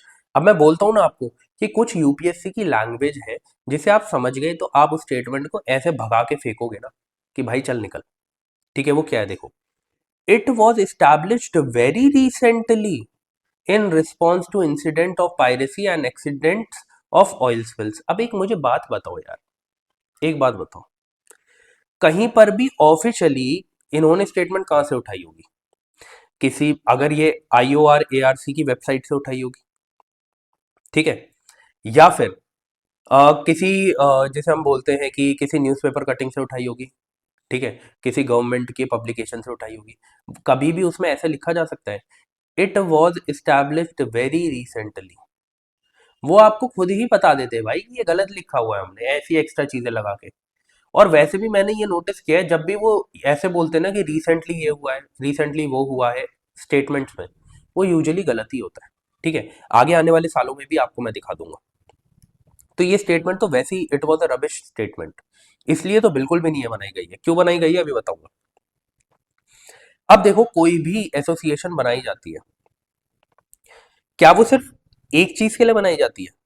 क्या लिखा गया है यहाँ पे? ओनली, कि बस मैरीटाइम सिक्योरिटी के लिए ही इस अलायंस को बनाया गया है। ठीक है, अगर ऐसा होता तो कहीं ना कहीं आपको नाम में भी तो सिक्योरिटी या मैरीटाइम सिक्योरिटी से रिलेटेड कोई चीज देखने को मिलती। ऊपर से मैंने आपको बताया है यार, जब भी कोई करंट अफेयर से रिलेटेड क्वेश्चन है या कोई भी ऑर्गेनाइजेशन से रिलेटेड क्वेश्चन है, वहां पर आपको ऐसे वर्ड दिख जाए ना, एक्सट्रीम बनाने की कोशिश कर रहे हैं वो किसी भी स्टेटमेंट को, तो भाई उसे काट दो। ठीक है, इसका सही आंसर तो यही है। बट इतना काम नहीं है हमारा, हमें और भी चीजें सीखनी है। ठीक है, जैसे कि अब अगर हमें पता है कि इसलिए नहीं बनाई गई थी, तो क्यों बनाई गई थी और कब बनाई गई थी? कब तो मैंने बता दिया, 1997 में। तो वेरी रिसेंटली तो वैसे ही नहीं हो सकता था, 2015 का पेपर है ना। तो आइए अब इसका रीजन जानते हैं क्यों बनाई गई थी। ये एक रीजनल, पहले बता देता हूँ, ये एक रीजनल फोरम है। ठीक है, एक इंटरनेशनल ऑर्गेनाइजेशन है, एक रीजनल फोरम है, जो कि क्या रिप्रेजेंट करती है, जितने भी गवर्नमेंट के जितनी भी गवर्नमेंट्स है, जितने भी बिजनेसेस हैं, जितने भी एकेडमिया प्रमोटिंग कॉरपोरेशन है, उनको और पास में लाने का ये रीजनल ऑर्गेनाइजेशन काम करती है। ठीक है, बस आपको ये याद रखना था। फिर उसके बाद क्या ये सिर्फ मैरीटाइम सिक्योरिटी के लिए काम करती है? नहीं यार, मैंने बोला कि बिजनेस ओनर्स, बिजनेस मेंबर्स बड़े बड़े भी इसको, इसमें पार्ट लेते हैं। तो ऑब्वियसली ट्रेड एंड इन्वेस्टमेंट से रिलेटेड भी इसमें बात करी जाती है, डिजास्टर रिस्क मैनेजमेंट से रिलेटेड भी बात की जाती है। मैंने अभी बताया आपको डेफिनेशन में ही कि एकेडमिया से रिलेटेड भी उनको भी प्रमोट किया जाता है। तो साइंटिफिक कॉपरेशन भी यहाँ पे देखने को मिलती है, साथ ही साथ फिशरीज मैनेजमेंट भी यहाँ पे देखने को मिलता है। ठीक है, तो मैं पूरा लिखवा देता हूँ आपको। ठीक है, ऊपर मैंने बता दिया था कि इसको क्या बोला जाता है, ईयर बता दिया, हेडक्वार्टर्स बता दिए। अब मैं एक बार आपको डेफिनेशन लिखवा देता हूँ। ये एक रीजनल फोरम है, रीजनल फोरम है। ठीक है, रीजनल फोरम है, इसमें आपको रिप्रेजेंटेटिव्स कहाँ कहाँ से देखने को मिलते हैं, मैं ऐसे लिख देता हूँ छोटे में, रिप्रेजेंटेटिव्स। रिप्रेजेंटेटिव्स कौन कौन होते हैं? यहाँ पे एक तो गवर्नमेंट होती है, ठीक है, अलग अलग देशों की गवर्नमेंट। आपको यहाँ पे बिजनेसमैन देखने को मिलेंगे, बिजनेसेस देखने को मिलेंगे, बिजनेसमैन देखने को मिलेंगे, बिजनेस रिलेटेड लोग देखने को मिलेंगे, प्लस एकेडमिक्स, एकेडमिक एकेडमिक्स गलत लिख दिया है, एकेडमिक्स, ठीक है, से रिलेटेड लोग भी देखने को मिलते हैं। क्या प्रमोट करते हैं ये जो रिप्रेजेंटेटिव्स आ रहे हैं? तो ये प्रमोट क्या कर रहे हैं? Promotes corporation.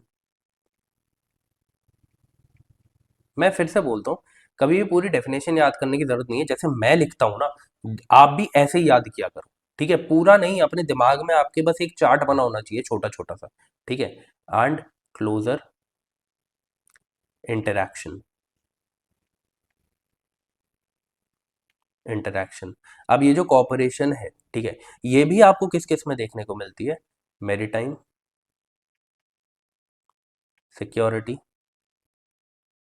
और क्या क्या बताया था मैंने आपको? मैरीटाइम सिक्योरिटी देखने को मिलती है, मैरीटाइम सिक्योरिटी में देखने को मिलती है, फिशरीज के मैनेजमेंट में, फिशरीज के मैनेजमेंट में देखने को मिलती है। प्लस किस में आपको ये देखने को मिलती है? साइंटिफिक कोऑपरेशन, साइंटि चलो ठीक है, साइंटिफिक कोऑपरेशन, ठीक है, उसमें ये आपको देखने को मिलती है। फिर बिजनेसमैन है ना, तो प्लस ट्रेड एंड इन्वेस्टमेंट, ठीक है, मतलब समझ जाओ बहुत सारे सेक्टर्स हैं, एटसेट्रा लिख रहा हूँ, ठीक है। तो ये चीज़ आपको इससे रिलेटेड याद होनी चाहिए थी। आगे बढ़ते हैं। ओह, हिस्ट्री का क्वेश्चन आ चुका है। फिर से एक बहुत ही सिंपल हिस्ट्री का क्वेश्चन, मॉडर्न हिस्ट्री का क्वेश्चन हम देखने वाले हैं, ठीक है। 10 सेकंड दे रहा हूँ, पढ़ लो, उसके बाद करते हैं।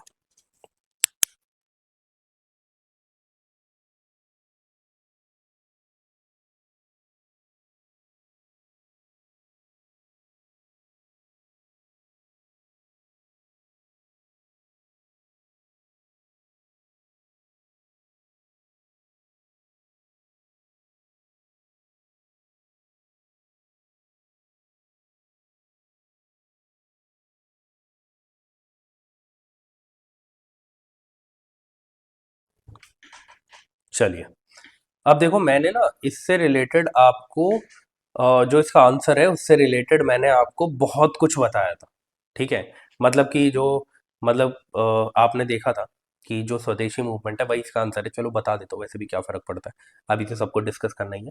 स्वदेशी मूवमेंट जो है वो बंगाल के पार्टीशन के बाद स्टार्ट करी गई थी। तो बंगाल के पार्टीशन से रिलेटेड मैंने आपको सब कुछ करवाया था एक क्लास में, ठीक है। तो अब उससे ही रिलेटेड क्या आ गया? स्वदेशी मूवमेंट, ठीक है। तो उससे रिलेटेड भी सब कुछ समझ लेते हैं। एक बार क्वेश्चन पढ़ देता हूँ आप लोगों के लिए। Which one of the following movements has contributed to a split in Indian National Congress? आपको पता है स्प्लिट कब हुई थी? 1907 में। सूरत स्प्लिट के नाम से भी इसे जाना जाता है ना, सूरत स्प्लिट। स्प्लिट को क्या जाना जाता है? सूरत स्प्लिट। अगर आपको इतना सही पता होता तो आपको पता है क्विट इंडिया मूवमेंट तो 1942 में आई थी, है ना, 1942 में हुई थी। कहाँ पे हुई थी? ये बॉम्बे में हुई थी। बॉम्बे में भी कहाँ पे हुई थी? गोवालिया।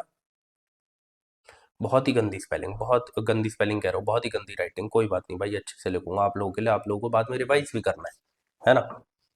लिख देता हूँ, गोवालिया, ठीक है। टैंक मैदान, ये कहाँ पे मैदान है जी? बॉम्बे में है जी। बॉम्बे का मतलब मुंबई है जी, ठीक है। नॉन कॉपरेशन मूवमेंट आपको पता है स्टार्ट कब किया गया था? मार्च 1920 में, ठीक है। इसका एंड कब हुआ था जी? एंड हुआ था 1922 में। क्यों हुआ था जी? चौरी चौरा इंसिडेंट के बाद जी। इन तीनों के बारे में भी हम डीप में देख लेंगे, ठीक है। इन तीनों ऑर्गेनाइजेशंस के बारे में भी डीप में देख लेंगे, क्योंकि आगे आने वाले सालों में बहुत क्वेश्चन मिलेंगे पर्टिकुलरली एक एक मूवमेंट से रिलेटेड, ठीक है। तो वहां पे बहुत डीप में करवाऊंगा। आज स्वदेशी मूवमेंट की बारी है, तो हम वो देखेंगे। पर थोड़ा ओवरव्यू ले लेते हैं। सिविल डिसोबीडियंस मूवमेंट 1930, ये भी कब स्टार्ट हुई? एक मिनट एक मिनट एक मिनट, ये जो है ना उल्टा हो गया है। ये अगस्त में हुई थी यार, अगस्त में स्टार्ट हुई थी ये, अगस्त 1920। बट इतना पूछा नहीं जाएगा, बट फिर भी लिखवा रहा हूँ, ये मार्च में हुई है, मार्च 1930 में, ठीक है। इसे स्टार्ट किया गया था, ठीक है। कहाँ से स्टार्ट किया गया था? साबरमती आश्रम में। कहाँ पे साबरमती आश्रम? आपको पता है गुजरात में। वहां से लेके कहाँ तक जाया गया था? दांडी तक, दांडी, ठीक है। कितने किलोमीटर लंबा सफर था? याद रखना है आपको, 375 किलोमीटर लंबा सफर था, ठीक है। कितने फॉलोवर्स के साथ गांधी जी गए थे? 78 फॉलोवर्स के साथ, अपने फॉलोवर्स के साथ। अभी इनके बारे में इतना ओवरव्यू देख लिया, बाकी डीप में बाद में पढ़ेंगे। अभी आज स्वदेशी मूवमेंट की बारी है, तो ये देख लेते हैं, ठीक है। चलिए आइए नीचे। ऐसा करवा देंगे कि आपका रोज एक एक टॉपिक हर एक सब्जेक्ट का होता जाएगा। आप अपना पढ़ते रहो, एनसीईआरटीज पढ़ो, मॉडर्न हिस्ट्री पढ़ो, जो मतलब कि आपका डेली रूटीन है आप उसे रखो वैसे ही। मैं नहीं कह रहा कि सब कुछ छोड़ छाड़ के इसमें लग जाओ, आप सब कुछ वैसा ही रखो, ठीक है। बट साथ ही साथ इन क्लासेस को लो, यहाँ पे मैं आपको रिवीजन करवाता रहूँगा, ठीक है, कि आपने जो पढ़ा है उतना सफिशिएंट है या नहीं है, ठीक है। स्वदेशी, और अच्छे से लिखते रहो, स्वदेश, देसी, देशी मूवमेंट, ठीक है, पूरे लिख देते हैं, चलो। इसकी बारी है आज, ओके। ये जो मूवमेंट है कब देखने को मिली आपको? 1905 को स्टार्ट हुई थी। कब? जब हमने देखा कि बंगाल का पार्टीशन हुआ, उसके बाद ये स्वदेशी मूवमेंट स्टार्ट करी गई। कब तक चली? 1908 में देखा गया कि इस मूवमेंट का एंड होता गया, क्योंकि 1907 में आपको पता है सूरत स्प्लिट हो गई थी, मॉडरेट्स और एक्सट्रीमिस्ट्स आपस में बट गए थे, तो उस वजह से ये जो स्वदेशी मूवमेंट है वो ठंडी पड़ गई और 1908 आते आते ये खत्म हो गई, ठीक है। अब सबसे पहले तो कॉज क्या था, क्यों स्टार्ट हुई? क्योंकि पार्टीशन ऑफ बंगाल कर दिया था किसने? एक बहुत ही बेकार घटिया इंसान ने, लॉर्ड कर्जन ने, ठीक है। कब किया था? 1905 में, ओके। ऑब्जेक्टिव क्या था? जो ये मूवमेंट स्टार्ट करी गई स्वदेशी मूवमेंट, ऑब्जेक्टिव क्या था? कि स्वदेशी चीजों को प्रमोट करो, स्वदेशी चीजों को प्रमोट करो, मतलब कि जो स्वदेशी क्लोथ है, स्वदेशी एजुकेशन है, ठीक है, इन सारी चीजों को आप प्रमोट करो, प्लस बॉयकॉट करो। बॉयकॉट किसे करना था? बॉयकॉट करना था फॉरेन गुड्स को, फॉरेन एजुकेशन को, फॉरेन सोच को, हर चीज को। प्लस स्वदेशी होने से क्या होता, जिसकी हम आज भी बात करते हैं, सेल्फ रिलायंस। सेल्फ रिलायंस, आज हमारे पास सब कुछ खुद हो, हम सब कुछ खुद बना रहे हैं, तो हमें बाकियों की क्या जरूरत, हम उनके ऊपर रिलाय नहीं करेंगे, ठीक है। Plus promote Indian education, education, आज एडुकेशन बोलते हैं ना आजकल, education, plus Indian culture, Indian culture, ठीक है। ये दोनों चीजें करनी है, मैं ऐसे इधर भी इंडियन लिख देता हूँ, कंफ्यूज ना हो जाओ, इंडियन, ठीक है, इंडियन कल्चर। उसके बाद पार्टिसिपेंट्स कौन थे? पार्टिसिपेंट्स कौन थे? देखो, पार्टिसिपेंट्स तो बहुत सारे लोग थे, पर मेनली अगर हम की लीडर्स की बात करें, जो इंपॉर्टेंट लीडर्स थे, ठीक है, उनमें कौन कौन था? बाल गंगाधर तिलक जी, लाला लाजपत राय जी, ठीक है, और कौन थे? बिपिन चंद्र पाल जी, ठीक है, बीसीपी, एलएलआर और बीजीटी। अब आप समझ जाओगे, है ना। ये यहाँ पर की लीडर्स थे, कौन थे? की लीडर्स थे, ओके। उसके बाद और कौन कौन था? देखो, स्टूडेंट्स देखने को मिले, जिन्होंने अपनी जो पढ़ाई थी उसको छोड़कर किस में गए, ठीक है, इंडियन एजुकेशन सिस्टम को अपनाया, ठीक है, और बॉयकॉट किया फॉरेन एजुकेशन सिस्टम को, स्टूडेंट्स। प्लस विमेन भी यहाँ पे देखने को मिली, ठीक है, विमेन का रोल भी यहाँ पे काफी देखने को मिला। फिर मिक्स मुस्लिम सपोर्ट मिला। क्यों मिक्स मुस्लिम सपोर्ट मिला? इसके पीछे रीजन था, देखो,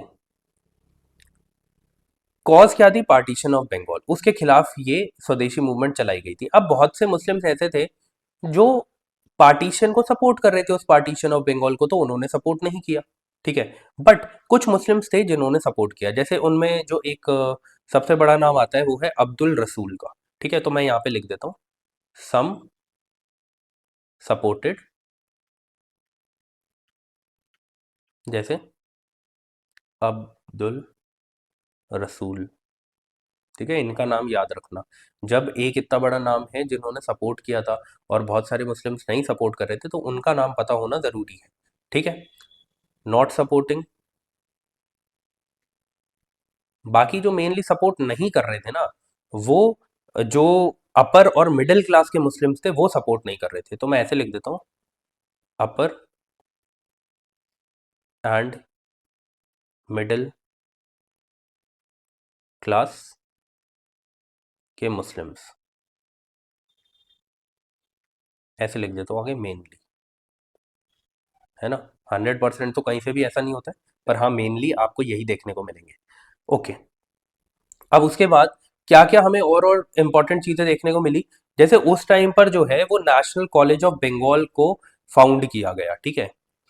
नेशनल कॉलेज ऑफ बंगाल, अभी मैंने बोला ना कि यहाँ पे हम बात किसकी कर रहे थे कि हर चीज खुद हो, प्रमोट इंडियन एजुकेशन, तो इसलिए नेशनल कॉलेज खुला बंगाल का, ठीक है। कब खुला था? 1906 में। इसके प्रिंसिपल कौन थे? प्रिंसिपल कौन थे इसके? प्रिंसिपल इसके थे औरबिंदो घोष। एजी लिख रहा हूँ, औरबिंदो घोष, या नाम लिख दूँ? नाम लिख देता हूँ। इसकी शॉर्ट फॉर्म जो है, इनकी जो शॉर्ट फॉर्म है वो शायद आपको याद ना हो, और बिंदु घोष, ठीक है। साथ ही साथ एक नेशनल एजुकेशन काउंसिल बनी। ये भी कब बनी? सेम ईयर में बनी, 1906 में। ओके, फिर उसके बाद हमें देखने को मिला 1907 में, 1907 में हमें देखने को मिलता है सूरत स्प्लिट। हुआ क्या कि सूरत में इंडियन नेशनल कांग्रेस की असेंबली हुई, उसे प्रिसाइड किया था, प्रीसाइडेड बाय रास बिहारी घोष, ठीक है। इन्होंने प्रिसाइड किया था, रास बिहारी घोष ने, किसको? सूरत में जो आईएनसी की 1907 में असेंबली हुई थी उसे, ठीक है। ओके, उसमें क्या हुआ था? उसमें हमें देखने को मिला, इसी काउंसिल में, सूरत स्प्लिट में हमें देखने को मिला कि जो जी के गोखले थे, जी की बोल रहा हूँ, जी के गोखले थे, ठीक है, उनके बीच में और बाल गंगाधर तिलक के बीच में हमें क्लैश देखने को मिला, ठीक है। ये मॉडरेट थे, मॉडरेट, और ये कौन थे? एक्सट्रीमिस्ट,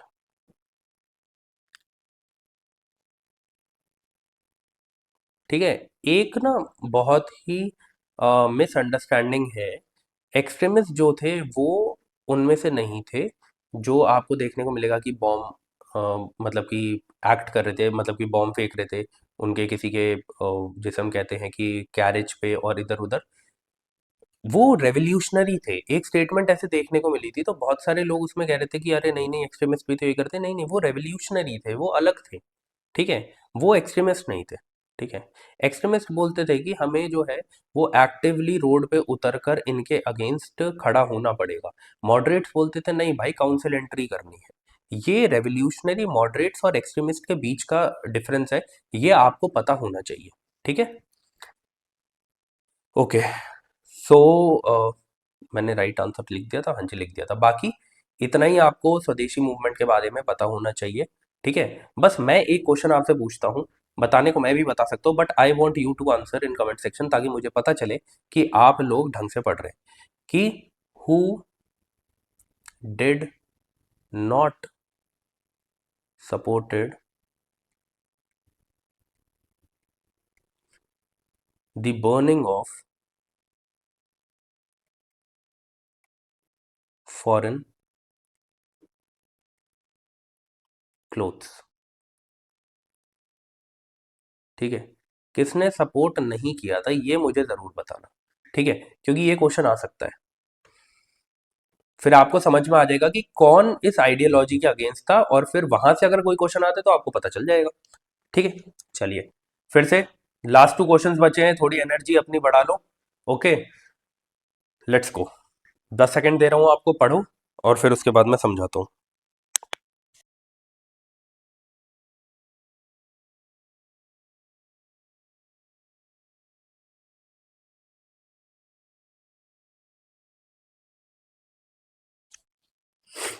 चलिए, आपने पढ़ लिया होगा। देखो, होता क्या है, बोला गया है इधर कि वो कौन सा रीजन है इंडिया में जहां पर लोकल पीपल जो है they are trained the roots of living trees into robust bridges across these streams.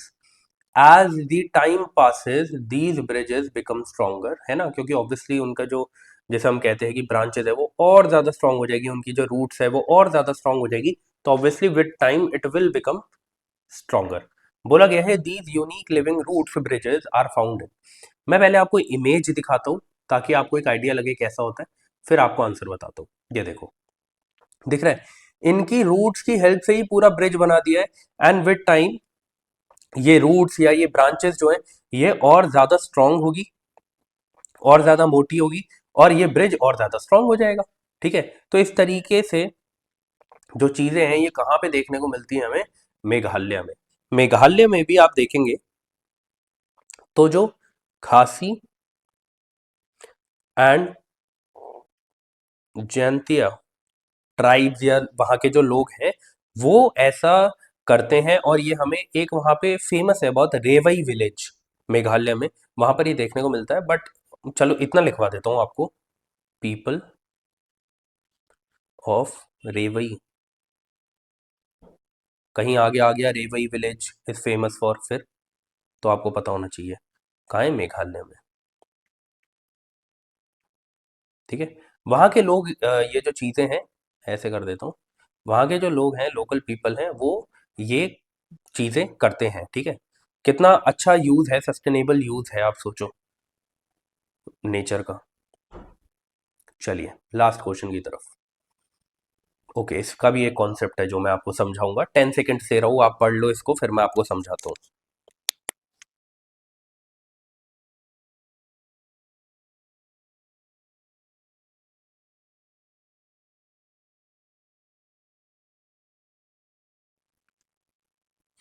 चलिए, आई होप आपने पढ़ लिया होगा। अब देखिए, यहां पे बोला गया है कि tides occurs in the ocean and sea due to which of the following. बोला गया है gravitational force of sun, gravitational force of moon, centrifugal force of earth. ठीक है, किस वजह से होती है।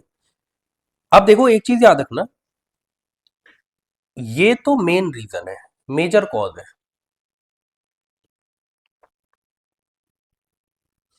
उसके बाद जो हमारी ये ना ग्रेविटेशन ऑफ सन, ठीक है, ये हमें लेसर एक्सटेंट पे देखने को मिलता है पर दिखता है, याद रखना, एक्सटेंट। यहाँ पे ये नहीं पूछा कि मेजर कॉज क्या है, यहाँ पे पूछा है कि किसकी वजह से होता है, तो बिल्कुल सन की वजह से भी होता है, मून की वजह से भी होता है, और सेंट्रीफ्यूगल फोर्स ऑफ अर्थ की वजह से भी होता है। अब क्यों होता है सेंट्रीफ्यूगल फोर्स ऑफ अर्थ की वजह से, मैं एक छोटा सा आपको एग्जांपल बताता हूँ। आप समझो यहां पर पानी है, ठीक है, यहां पर पानी है, अब यहाँ मून है, मान लो, एक एग्जाम्पल दे रहा हूँ, एकदम बहुत ही देसी भाषा में समझा रहा हूँ, जिसके बाद आपको हमेशा याद रहेगा। मान लो इस, ये आपको पता है कि हर एक जो ऑब्जेक्ट है उसकी अपना फोर्स होता है, तो जब ये मून इस तरफ आया, इस तरफ आया, तो आपको पता है ये क्या करता है, ग्रेविटेशन लगाता है अर्थ के ऊपर, और उसकी वजह से क्या होता है, ये एक पुल क्रिएट करता है, जिसकी वजह से आप समझो कि जो पानी है वो इस तरीके से हल्का हल्का ऊपर उठने लगता है। ठीक है, नेग्लिजिबल है, ज्यादा नहीं होता है। ठीक है, इस तरीके से आपको उठता हुआ दिखेगा। ठीक है, बट क्या है, अब इसके एकदम ऑपोजिट, अर्थ को तो इक्विलिब्रियम मेंटेन करना है ना, तो इस वजह से, क्योंकि यहां पर पानी उठा है, तो इस वजह से एकदम इसके ऑपोजिट भी हल्का हल्का इक्विलिब्रियम बनाने के लिए अर्थ का एकदम ऑपोजिट साइड भी जो वाटर है उसमें राइज देखने को मिलता है। इसीलिए इसे बोलते हैं कि जो सेंट्रीफ्यूगल फोर्स है अर्थ की, उसकी वजह से हमें टाइड देखने को मिलती है, बिल्कुल देखने को मिलती है। ठीक है, ये रीजन है, एकदम देसी भाषा में बताया है, ये कॉन्सेप्ट समझने के लिए बहुत डीप एनालिसिस चाहिए, बट सबसे आसान भाषा में इसी तरीके से समझाया जा सकता है। ठीक है, क्योंकि मून जो है उसके ग्रेविटेशनल पुल की वजह से यहाँ पर हमें देखने को मिलेगा, इक्विलिब्रियम स्टेट बनाने के लिए हमें एकदम ऑपोजिट में भी क्या देखने को मिलेगा, हल्का सा राइज देखने को मिलेगा टाइड्स में। ठीक है, तो इस वजह से ये ऑप्शन भी करेक्ट है। ठीक है, 1 2 3 इज करेक्ट। अब क्या है ना, सिर्फ इतना ही नहीं करना, एक चीज और समझ लो, मैंने डायग्राम ऐड किया आपके लिए, ठीक है। इस डायग्राम से एक बात समझो, यहां पे क्या लिखा गया है कि, एक मिनट, थोड़ी सी बैटरी लो हो गई है, चलिए एक ही क्वेश्चन बचा है, हो जाएगा इतने में। जो सन है, अर्थ है, और मून कहाँ गया, अच्छा मून भी यहाँ पे है, जब ये स्ट्रेट लाइन में होते हैं, जब ये स्ट्रेट लाइन में होते हैं, तो ऐसे टाइम पर स्प्रिंग टाइड बनती है। कौन सी टाइड बनती है? Spring tide. इस स्प्रिंग टाइड को और क्या बोलते हैं? किंग टाइड, ठीक है। इस स्प्रिंग टाइड का कोई भी रिलेशन नहीं है स्प्रिंग सीजन से, ठीक है। मैं लिख देता हूं, एक क्वेश्चन में पूछा गया था, ठीक है, तो मैं लिख देता हूं, नो, जैसे हम कहते हैं, ऐसे लिख देता हूं, nothing to do with, nothing to do with spring season. Please confuse मत होना कभी भी लाइफ में, आप स्प्रिंग सीजन बस नाम रख दिया गया, ठीक है। Okay, spring tide, king tide, इसमें क्या होता है कि मान लो कि जो नॉर्मल टाइड है ना, वो कुछ इतनी है, तो नॉर्मल टाइड से भी हाई टाइड देखने को मिलती है हमें, ठीक है। तो मतलब कि हाइयर हाई टाइड, और लोअर टाइड का समझ लो नॉर्मल ये है, तो लोअर टाइड से कम टाइड हमें देखने को मिलती है। तो होता क्या है स्प्रिंग टाइड में, higher the high tide and lower the low tide. अभी ऊपर लिख भी दूंगा। ऐसा क्यों होता है आप समझो, पहले तो सिर्फ ग्रेविटेशनल फोर्स लग रहा था मून का, अब सन भी एकदम स्ट्रेट पोजीशन पे आ गया है, लीनियर पोजीशन, कोलिनियर पोजीशन पे आ गया है, तो अब मून के साथ साथ सन का भी ग्रेविटेशनल फोर्स लग रहा है, इस वजह से ये और ज्यादा उठ जाता है। और जब ये एक जगह से उठ रहा है, मैंने क्या कहा था, इसके एकदम ऑपोजिट से भी उठेगा, ठीक है। तो देखो एकदम ऑपोजिट से भी उठ रहा है, क्यों? क्योंकि अर्थ को तो इक्विलिब्रियम बनाना है, ठीक है, इसलिए जहां से उठेगा उसके ऑपोजिट से भी उतना ही उठेगा, इसे ही बोलते हैं सेंट्रीफ्यूगल फोर्स ऑफ अर्थ। साथ ही साथ जहां से कम हुआ है, वहां उसके ऑपोजिट से भी कम होगा, ठीक है। तो आप इस बात को याद रखना कि जब भी ये स्ट्रेट लाइन में होते हैं तो स्प्रिंग टाइड फॉर्म होती है। स्प्रिंग टाइड के टाइम पर हाई टाइड्स जो होती हैं, हाई टाइड जो है अपने नॉर्मल से ज्यादा हाइयर होती हैं, और लो टाइड जो होती है वो अपने नॉर्मल से और भी ज्यादा कम होती है, लोअर होती है। ये आपको याद रखना है, higher the high tide, lower the lower tide, ठीक है। उसके बाद इधर आ जाओ, अब देखो सन यहां पर है, अर्थ तो वहां पे है ही, मून ऐसे है, ये कौन सा एंगल फॉर्म कर रहे हैं? 90 डिग्री एंगल फॉर्म कर रहे हैं। कौन सा एंगल फॉर्म कर रहे हैं? 90 डिग्री एंगल फॉर्म कर रहे हैं, ठीक है। ओके, अब इसमें आपको क्या देखने को मिलेगा और इसे क्या बोलते हैं? जब भी 90 डिग्री फॉर्म हो रहा है तो इसे हम बोलते हैं नीप टाइड। क्या बोलते हैं इसको हम? नीप टाइड। ऐसे केस में सन, अर्थ और मून 90 डिग्री का एंगल बना रही होती है। ऐसे केस में आप देखो, ये जो हाई टाइड थी, जहां पे हाई टाइड थी अब वो कम हो चुकी है, और जहां पे लो टाइड थी वो हाई हो चुकी है। तो यहां पे क्या होता था? High tide higher, low tide lower. यहां पे उल्टा होता है, यहां पे क्या होता है? High tide lower and low tide higher. मतलब जो लो टाइड का पहले नॉर्मल था उससे ज्यादा हाई देखने को मिलती है, और जो हाई टाइड का नॉर्मल था उससे कम टाइड देखने को मिलती है, जो उसकी हाइट है, ठीक है। इसको हम नीप टाइड बोलते हैं। और इसके बारे में क्या याद रखना है आपको, ये आपको ना स्प्रिंग टाइड जो है ये आपको न्यू मून में भी देखने को मिलेगी, न्यू मून में भी देखने को मिलेगी, प्लस फुल मून में भी देखने को मिलेगी। अब मैं एक बात बता देता हूँ, अभी लग रहा होगा अरे भाई तो सब कैसे याद करेंगे, भाई इतनी छोटी छोटी चीजों से वो क्वेश्चन पूछते हैं ना, तो इस डायग्राम को याद कर लेना, और इसीलिए मैं आपके लिए इतने एफर्ट्स कर रहा हूं ताकि आपको याद हो जाए, ठीक है। नीप टाइड हमें कितनी बार देखने को मिलती है एक महीने में? ट्वाइस अ मंथ, मतलब 2 बार एक ही मंथ में, ठीक है। आई होप आपको क्लियर होगा। और ये कब देखने को मिलती है? जब न्यू मून हो या फुल मून हो, ठीक है, ये चीज याद रखना। चलिए, तो आज के लिए सिर्फ इतना ही है। कल की क्लास में हम आगे के क्वेश्चंस करेंगे, आगे के नेक्स्ट क्वेश्चंस करेंगे। अगर आपको वीडियो पसंद आई हो तो वीडियो को लाइक कर देना। मुझे कमेंट सेक्शन में ज़रूर बताना कि आपको ये लेक्चर कैसा लगा है। प्लस आप चैनल को सब्सक्राइब कर लीजिए, पीडीएफ आपको यहाँ पे मिल जाती है। अब हम मिलते हैं अपनी अगली वीडियो में, तब तक के लिए जय हिंद।